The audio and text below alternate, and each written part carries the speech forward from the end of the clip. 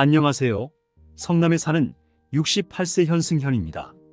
저는 평생을 중국집을 운영하며 가정을 꾸리고 자녀 셋을 정성껏 키워냈습니다. 사업이 잘 될 때도 힘들 때도 있었지만 가족이 곁에 있다는 생각에 하루하루 버텨낼 수 있었습니다.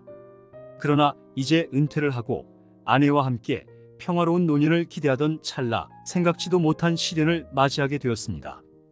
얼마 전 아내가 갑작스럽게 이혼을 요구했습니다. 처음에는 제가 무언가 잘못했는가 고민했지만 이야기를 나눠보니 아내는 외도를 하고 있었습니다. 그 상대는 과거 우리 가게 옆 중국집에서 일했던 인물이라고 합니다. 충격이 너무 커서 한동안 멍해 있었습니다. 40년 넘게 함께해온 아내였고 우리는 서로를 위해 헌신하며 모든 어려움을 함께 이겨내왔는데요. 한순간에 가정이 무너지는 듯한 기분을 느꼈습니다.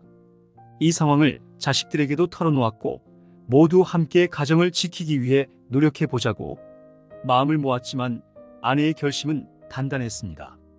결국 이혼을 받아들일 수밖에 없었고 저는 그 이후 혼자 남아 상실감 속에서 지내고 있습니다.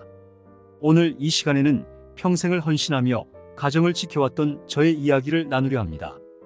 큰 상실을 겪었지만 새로운 삶을 시작하기 위해 조금씩 노력하는 제 모습을 여러분과 함께 공유하고자 합니다. 저의 이야기가 위로가 될 수 있기를 바라며 끝까지 들어주시길 부탁드립니다. 구독과 좋아요는 제게 큰 힘이 됩니다. 제가 지금은 혼자 살고 있지만 한때는 분당에서 작지 않은 중국집을 운영하며 자녀 셋을 키워내던 시절이 있었습니다. 20대 중반부터 요리 기술을 배워 시작한 중국집이었고 제 인생의 전부라 해도 과언이 아니었지요. 당시 아내와 결혼한 지 얼마 되지 않은 때라서 우리 둘 모두 새벽부터 밤까지 쉬지 않고 일했습니다. 월세 낼 돈을 모으고 자녀들 학비를 마련해야 했기에 다른 선택지가 없었습니다. 이곳저곳 알바 자리를 구해보기도 했지만 아내와 저는 우리가 함께 운영하는 식당에서 자립하기로 결심했죠. 그렇게 우리는 서로를 의지하며 하루하루를 보냈습니다. 중국집 일이라는 게 힘들고 고된 만큼 기쁨도 있었습니다. 손님들이 맛있게 먹고 기분 좋게 돌아가는 모습을 보면 힘들었던 일이 싹 잊히곤 했습니다. 자녀들도 어릴 때부터 주방 일을 돕기도 하고 가게 마당에서 뛰어놀며 자랐습니다. 저희 부부는 매일 손님들에게 맛있는 음식을 대접하며 아이들에게 좋은 미래를 만들어주겠다는 다짐으로 가득했습니다. 그런 시절이 지나고 큰아들은 20살이 되자마자 군에 갔고 둘째 아들과 딸도 학교 생활에 전념해야 할 때가 왔습니다. 아이들은 각자의 길을 걷기 시작하면서 점차 식당 일에서는 손을 놓았지만 저와 아내는 여전히 가게에 남아 일하며 자녀들의 앞날을 준비했습니다. 가게에서 번 돈을 아껴서 아이들 등록금을 보내주고 용돈도 쥐어주곤 했습니다. 식당 일을 하며 얻은 수입이 넉넉하지는 않았지만 그 시절이 저희 부부에게는 오히려 행복했던 순간들이었지요. 무엇보다 서로를 향한 신뢰와 함께 나누었던 시간들이 있었으니까요. 그때 아내는 늘 제 곁에서 묵묵히 일하는 사람이었습니다. 주방에서 힘든 일이 생기면 서슴없이 나서주고 홀에서 손님을 맞을 때는 언제나 미소를 지으며 서 있었습니다. 오랜 세월 함께하다 보니 그 미소가 당연하게 여겨질 만큼 익숙했었고 저는 아내가 늘 그 자리에 있을 거라고 생각했습니다. 그렇기에 가족을 위한 헌신을 당연하게 여겼던 것 같습니다. 서로 간의 의지와 믿음이 평생 함께할 거라고 믿고 있었으니까요. 아이들이 자라면서 저희 집에는 항상 웃음이 끊이지 않았습니다. 주말이면 아내와 저는 아이들과 함께 공원에 나가 돗자리를 펴고 점심을 먹곤 했습니다. 그때의 아이들 모습이 눈에 선합니다. 큰아들은 늘 책임감이 강했고 둘째 아들은 밝고 활달했으며 딸은 사랑스러운 미소를 지어 보였습니다. 저희는 그런 아이들 모습을 바라보며 이 아이들이 좋은 사람으로 자라기만 한다면 더 바랄 것이 없다는 이야기를 주고받곤 했습니다. 시간이 흐르면서 가게는 점점 더 바빠졌고 주말에도 쉬는 날이 거의 없었습니다. 힘들긴 했지만 아내와 저는 모든 순간을 함께했고 특히 큰아들이 대학에 들어가던 날은 정말 큰 기쁨이었어요. 평생 동안 아이들을 위해 쌓아온 노력과 헌신이 헛되지 않았다는 느낌이었습니다. 그때만 해도 우리는 아이들이 성장하는 모습을 바라보며 우리의 헌신이 보람있고 가치 있는 일이라고 믿었습니다. 하지만 시간이 흐르고 가게 운영이 점점 힘들어지면서 서로 간에 지친 모습이 보이기 시작했습니다. 수십 년을 함께 일했으니 피로가 쌓이는 건 당연한 일이었죠. 특히 아내는 홀 일과 집안일을 병행하며 점차 체력적으로 힘들어하는 것 같았습니다. 저는 아내에게 조금만 더 참아달라고 했습니다. 은퇴할 날이 얼마 남지 않았으니 조금만 더 함께 힘내서 버텨보자고 했죠. 아내도 제 말을 믿고 견뎌줘서 저는 참 고마운 마음이었습니다. 가끔은 아내가 먼저 은퇴하고 편하게 쉬게 하고 싶었지만 막상 그럴 상황이 되지는 않았습니다. 자식들이 결혼을 앞두거나 아이들이 생기면서 지원할 부분들이 생겼고 가게도 여전히 수익이 안정적이지는 않았기 때문이었지요. 이제 조금만 더 하며 고된 날들을 버텨나갔습니다. 하지만 그럼에도 가끔은 저희 부부가 함께 나이 들어가면서 하루하루가 평화롭기를 기대하며 견디곤 했습니다. 가게를 정리하고 나면 서로를 위한 시간을 충분히 가질 수 있을 거라는 기대가 있었습니다. 주말마다 손주들이 놀러오고 아이들과 함께 둘러앉아 저녁을 나누며 웃음 가득한 시간을 보내리라 상상했습니다. 그런 날이 오기만을 기다렸던 것이죠. 그러나 아내가 그토록 결단을 내리게 된 이유는 어쩌면 제가 그동안 아내의 마음을 충분히 돌보지 못했기 때문이었는지도 모르겠습니다. 그렇게 평생을 함께하던 아내가 어느 날 갑자기 이혼 이야기를 꺼냈을 때 저는 그 말을 도무지 믿을 수가 없었습니다.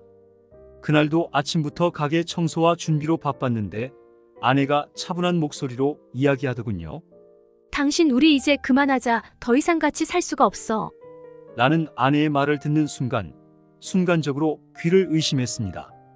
처음에는 아내가 무슨 농담이라도 하는 건가 생각했지만 그녀의 표정은 진지했고 말투에는 단호함이 묻어 있었습니다. 갑자기 무슨 말이야? 우리가 이제야 여유를 찾으려는 때 아니야?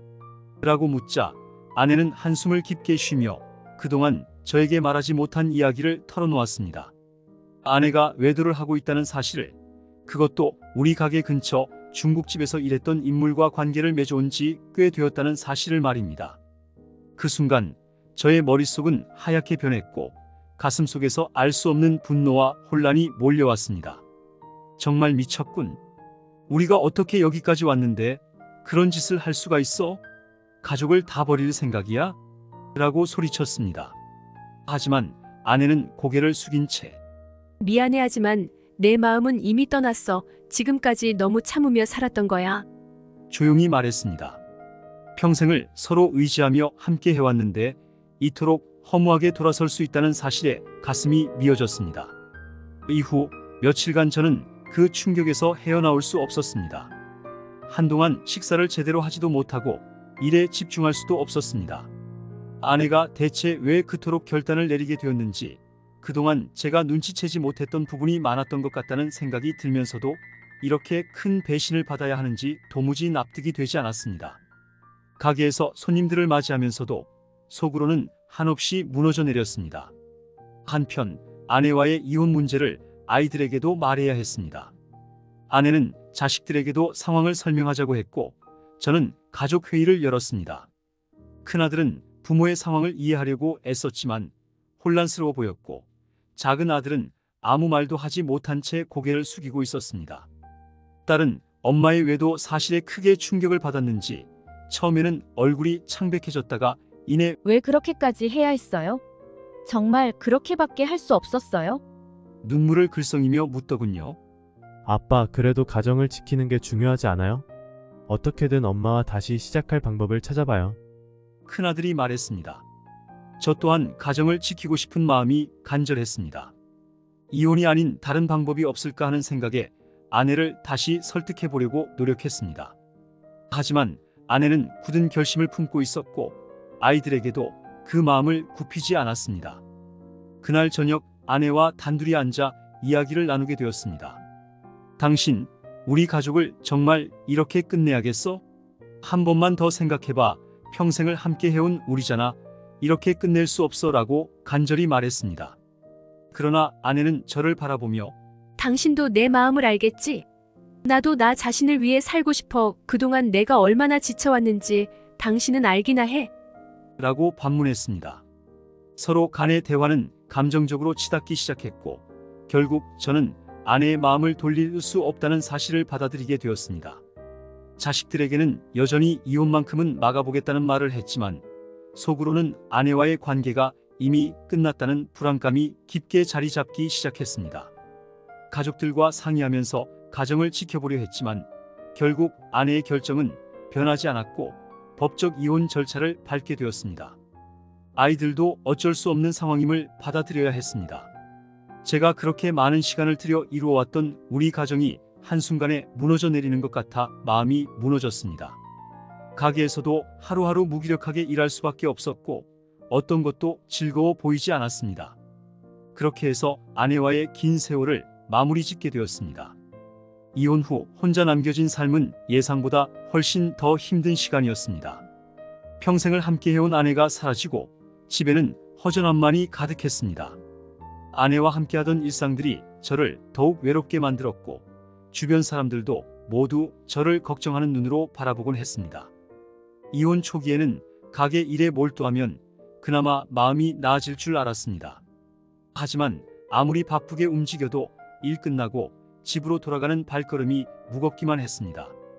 식탁에 혼자 앉아 저녁을 먹을 때마다 자녀들이 웃으며 달려오던 모습, 아내가 따뜻하게 밥상을 차려주던 모습들이 머릿속을 떠나질 않았습니다.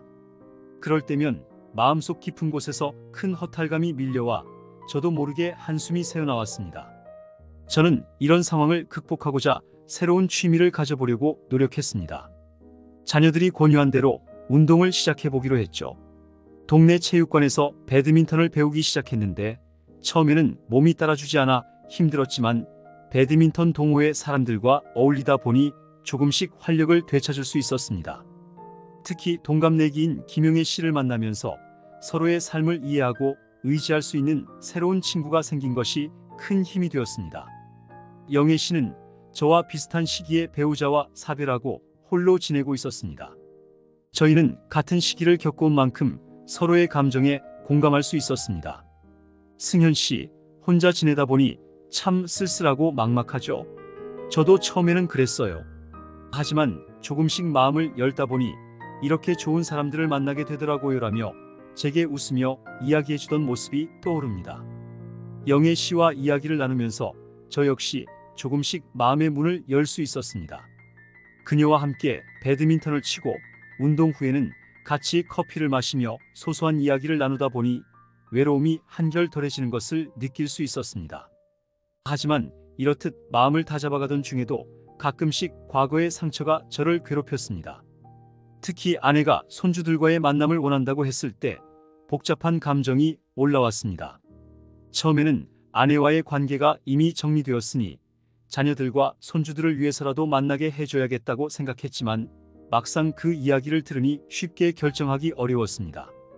저와 자녀들이 함께 지내온 시간과 애정이 있었기에 더욱더 그런 마음이 들었습니다. 어느 날 큰아들과 이야기를 나눌 기회가 있었습니다. 큰아들은 아빠, 엄마가 잘못한 건 맞지만 손주들이 엄마와 시간을 보내는 게 나쁘진 않다고 생각해요.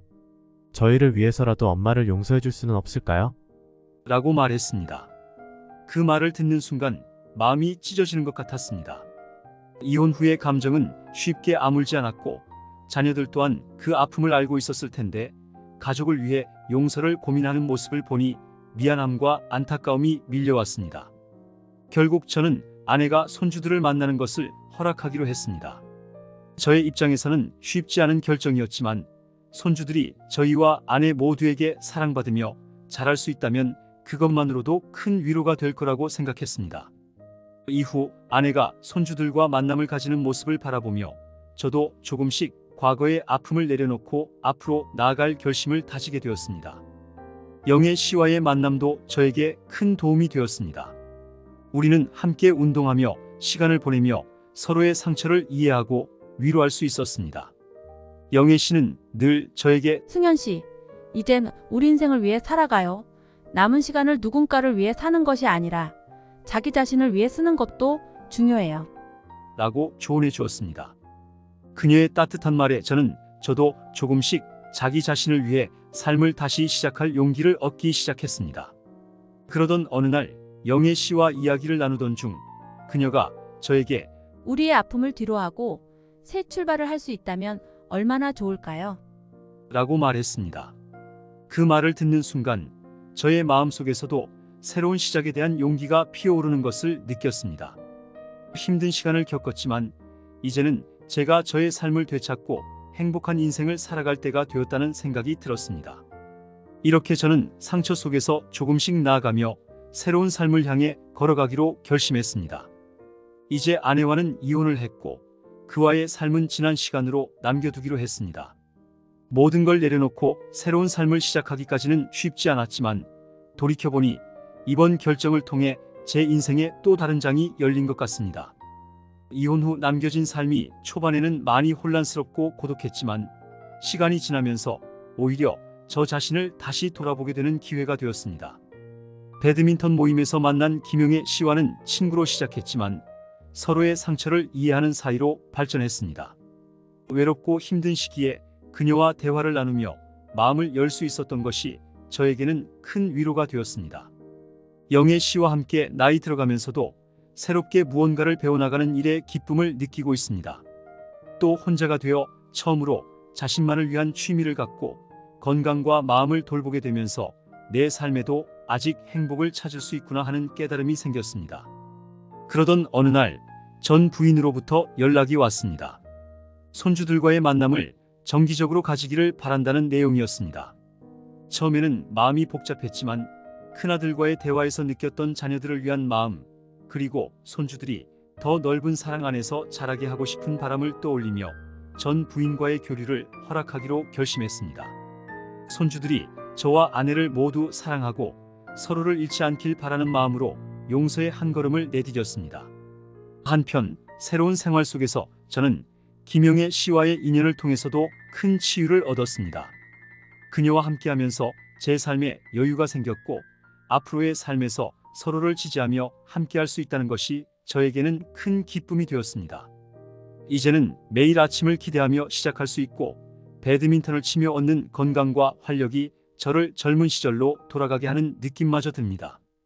이제 저는 인생의 후반기를 맞이하며 진정한 제 삶을 찾아가는 중입니다. 돌아보면 평생을 가족을 위해 헌신하며 살아왔지만 이제는 저 자신을 위해 살아가야 한다는 사실을 깨달았습니다. 아내와의 아픔을 통해 비록 힘들고 고통스러운 순간도 많았지만 그 시간들조차도 제게는 성장의 과정이었습니다.